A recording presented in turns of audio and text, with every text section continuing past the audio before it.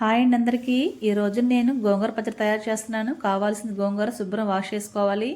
స్టవ్లో ఇచ్చుకొని బాండీ పెట్టుకుని గోంగూర వేసుకోవాలండి. తర్వాత మిర్చి, టమాటా, ఆనియన్స్, కొద్దిగా చింతపండు వేసుకోవాలి. తర్వాత పసుపు, కారము, ఒక గంట ఆయిల్ వేసుకోవాలండి. తర్వాత హాఫ్ చిన్న గ్లాస్ వాటర్ నీళ్ళు పోసుకోవాలండి. అంతేనండి, మగ్గనివ్వాలి. బాగా మగ్గిన తర్వాత కొద్దిగా సాల్ట్ వేసుకోవాలి. బాగా వెనుపుకోవాలండి. తర్వాత పోపు పెట్టుకోవాలి. పోపులో మాత్రం నేను అల్లం పేస్ట్ వేసానండి. అల్లం చిల్లుల పేస్ట్ మీరు ట్రై చేయండి, టేస్ట్ బాగుండిద్ది.